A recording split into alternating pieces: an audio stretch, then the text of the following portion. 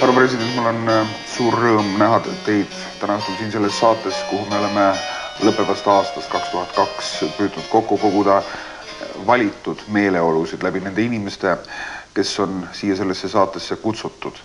Nendel aastalõpupäevadel siin Paslepas, kui te olete olnud oma perega koos, millised on olnud teie jõulud, millised on olnud teie aastalõpu meeleolud, millele te olete mõelnud kõige sagedamini? Kõigepealt perega koos olles oma pere muredele ja rõõmudele, aga paratamatult käib mõte palju kaugemalt ringi ja üle Eestimaa ja isegi veel kaugemale. Seda enam, et aasta on olnud Eesti rahvale, võiks öelda, väga oluline ja kasutada isegi sõna murranguline. Sellepärast, et me oleme aastaid tagasi seadnud oma eesmärgiks saada Euroopa Liidu liikmesriigiks, aga samuti ka NATOsse. Ja nüüd mõlemisse on kutse antud. Härra president, kui paljud teie otsused, kui paljud teie initsiatiivid, kui palju teie olulised mõtted saavad alguse just nimelt siit oma pereringis? Teil on ju küllaltki suur pere ja siin on erinevate põlvkondade esindajaid koos. Lapsi ja lapselapsi on teil ju maja pööningust keldrini täis. Kõigepealt kahtlematult, kõigepealt abikaasa on inimene, kes suhtleb väga palju rahvaga ja on kogu oma elu seda teinud alates kõige kaugematest Eestimaa piirkondadest kuni rahvusvahelise tasemeni välja. Ja samuti ka on osalenud ja osaleb kogu aeg kõikvõimalikel konverentsidel mujal, kus analüüsitakse eelkõige läbi kultuuri ja kultuuri arengu, Eestimaa arengut tervikuna. Kõigepealt võib-olla mõttevahetustes temaga ja omavahel kogu perega vahetama mõtteid endale märkamatult sageli läheb jutt nendele teemadele. Teie abikaasa on ju lausa väsimatu, tal on nii tohutult suur selle presidentaalse aja jooksul olnud koormus. Kuidas ta seda kõike üldse jõuab, kuidas ta seda kõike jaksab? Kogu elu on ja oleme mõlemad niimoodi tööd teinud, nii et harjumatu on olla selliselt, et lihtsalt istuda ja mitte midagi teha. Nii et sellest, mis Eestimaal toimub, millist elu Eesti tegelikult elab, on teil absoluutselt ülevaade olemas? Ja kas nüüd absoluutselt, aga me kujutame ette, milline see elu on ja kujutame ette, milline on elu nendes peredes, kus on väga raske. Ja ma loen läbi ka need kirjad, mis saabuvad Kadriorgu ja on adresseeritud minule. Kas te tõesti loete need kirjad läbi? Eelkõige muredest kirjad. Kõiki kirju ei jõua tõesti läbi lugeda, ma tunnistan. Härra president, olete te valmis variandiks, kui septembris 2003 Eesti rahvas mingitel põhjustel ei anna oma heaks kiitu ühinemiseks Euroopa Liiduga? Mis saab meist siis?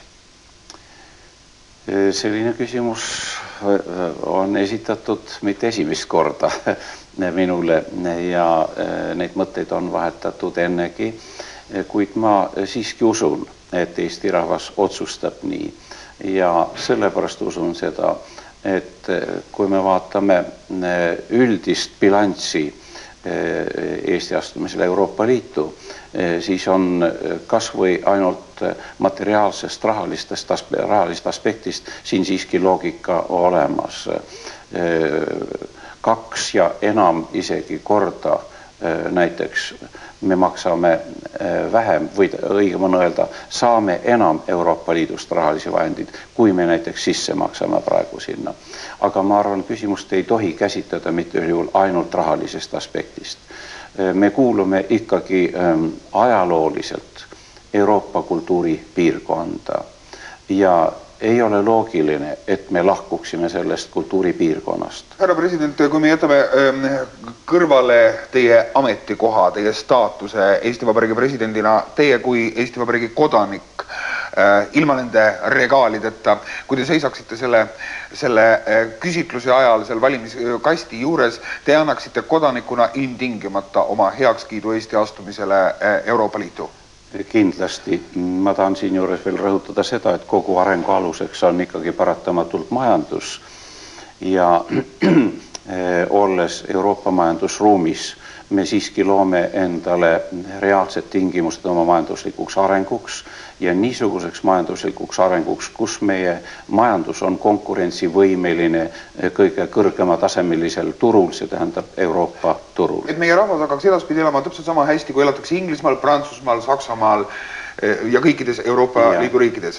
Ma lisan siia juurde veel selle, et meie kui väikerahva üks põhilisi eesmärke on olnud ju selles, et me suudaksime saavutada taastada oma iseseisvuse ja säilitada oma identiteedi. Räägitakse, et need läbirääkimiskõnelused erinevatel tasemetel seal Brüsselis on olnud tihti küllalt tüütud ja igavad. Kas vastab tõele, et näiteks üks kõrge Euroopa Liidu tegelane funktsionäär kohtumise ajal teiega jäi lihtsalt laua taha magama? No ma ei jälginud seda, aga ma arvan, et minul on nende juhtivate tegelastega mitte ainult Brüsselis olnud kohtumisi, vaid ka mujal. Ja meil on mul on nendest kohtumistest jäänud siiski niisugune mulje, nagu ma praegu rääkisin, mida ma ei hakka enam kordama, et on võimalik ikkagi kõike arutada ja põhjendada loomulikult, kuivõrd vahendid on ühed siiski, need, mis tsentraliseeritakse ja nende jagamisel peab olema mingisugune reaalne mehhanism ja ma olen korduvalt rõhutanud seda, et see mehhanism peab olema niisugune, kus võetakse arvesse ikkagi küllalt suurel määral regionaalseid ja konkreetseid kohalikke tingimusi ja probleeme siiski. Härra president, enne kui me jõuame selle septembrikuise referendumini, on üks oluline niisugune verstapost meie riigi ajaloos veel ees, need on 2. märtsi Riigikogu valimised. Härra president, nüüd 2 kuud varem on ju enam-vähem teada, millised poliitilised jõud on sellel mängukaardil olemas, on enam-vähem teada ka, millised on võimalikud valimistulemused, seejärel, eks ole, tekivad kõik võimalikud kombinatsioonid ja nii edasi. Kas te näete riigipeana mingisugust kombinatsiooni, mis pärast valimistulemuste avalikustamist ja kinnitamist võib tekitada teatud ohutunde Eesti iseseisvusele, Eesti suveräänsusele ja meie rahva edasiliikumisele sellel suunal, mille me oleme tegelikult ammu valinud? Ma ei näe, et oleks ohtu ja alla kirjutades kõigepealt seaduse valimistest ma tuletasin meelde, et valimiskampaania käigus kõik parteid ja poliitikud ütleksid välja oma seisukohad ja seda teeksid avalikult analüüsides neid probleeme, mis on Eestimaal meie ees probleemideks. Härra president, te olete mõni aeg tagasi ühes usutluses lubanud seda, et see erakond, kes valimised võidab, see erakond kuulutatakse teie poolt ka valimiste võitjaks, mitte nii, nagu on olnud varasematel kordadel, kus moodustuvad kõikvõimalikud koalitsioonid, mis nagu elu on näidanud lõpuni siiski seda tsüklit vastu ei pea. Olete te täna sellel samal seisukohal? See erakond, kes valimised võidab, see kuulutatakse teie poolt ka võitjaks? See on mitte minu poolt välja mõeldud seisukoht, vaid see on üldine demokraatlikule riigile omane tava. Ma saan aru teist täna nii, et te seoses nende eelseisvate valimistega õhustikust on tunda, et nad lähenevad. Isegi siin Paslepa metsa vahel on seda tunda. Et teie süda on nagu rahul, midagi hirmsat juhtuda ei saa. Ma tahaksin teil kinnitust sellele. Täiesti kindlasti. Ma usun, et me oleme demokraatliku ühiskonna teel juba olulise tee läbinud ja jõudnud kogu aeg edasi. Meie parteid on, võiks öelda, juba teatud määral muutunud ühe isiku parteidest enam maailma vaatelisteks. Kas kõik meie parteid? Mitte ilmselt kõik vast, aga ma usun, et kas või viimased kohalikud valimised näitasid väga oluliselt seda, et oma sõnadest tuleb kinni pidada, mida on lubatud ja neid tuleb täita. Härra president, Eestile on kombeks üks president korraga. Kas Eestis on praegu üks president või on olemas veel inimesi, kes etendavad nii-öelda mingisugust varipresidentaalset institutsiooni? Ma arvan, et Eestis on siiski üks president. Ja kui võib-olla üks või teine avaldab arvamust sellest seisukohast, mis siis selles ikkagi halb on ja kui see on väga hea seisukoht, mis selles head on? Siis mulle jääb see vastus võlgu, peab tükk aega mõtlema. Ma ei taha panna teid aga ma arvan, et head on võib-olla selles, et arvamuste paljususest on võimalik valida parim ja valik on rahva valik. Härra president, mai 2003. Te saate 75-aastaseks, kui mu mälu mind ei peta. Ja. Kuidas te selleks tähtpäevaks valmistute või mida see võib teie elus muuta? Ma arvan, kõigepealt ma ei ole selleks üldse valmistunud. Ja praeguse siis töögraafiku järgi on need päevad praktiliselt kõik hõivatud kõikvõimalike vastuvõttude ja rahvusvaheliste üritustega. Spetsiaalselt laulupidude ei korralda Eesti rahva jaoks? Ei, mitte ühelgi juhul. Ja ma arvan, et see ei muuda minu elus mitte midagi, sest et meie, kaasa arvatud teie, kõik me käime oma eluteed ja igal aastal saame aasta vanemaks ja ega sellest midagi katki ole. Ühtpidi saab kogemusi juurde ja teistpidi, kui on kogemusi enam, püüame targemini kõike teha siis ja paremini. Tragöödiat teie jaoks selles ei ole, selles juubelis? Väga kena, härra president, 2006. aastal on uued presidendivalimised. Vaadates teie niisugust olekut, piinlik öelda, aga me tõesti tunneme kaua ja minu meelest ei ole te üldse muutunud ega ka mitte vanemaks jäänud. Kas 2006. aastale presidendivalimiste kontekstis olete te juba täna 2002. aastal mõelnud?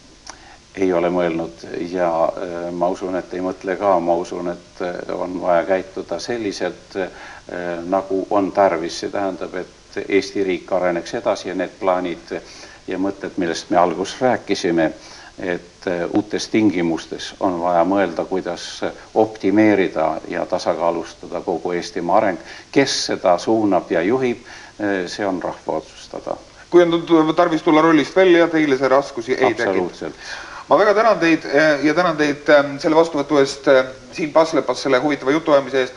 Tahan veel lõpuks küsida, et kui teil on tarvis siin nii-öelda mitte ainult head vanaisa mängida ja jõulupuual istuda ja tillutada ja lillutada lastelastega, on tarvis karistada kedagi. Keegi on hakkama saanud mingi nurjatu teoga, sellega te saate hakkama? Tuleb selliseid kõnelusi siin ette? Kindlasti saaks hakkama, aga ma ei ole praktiliselt kunagi elus seda kasutanud.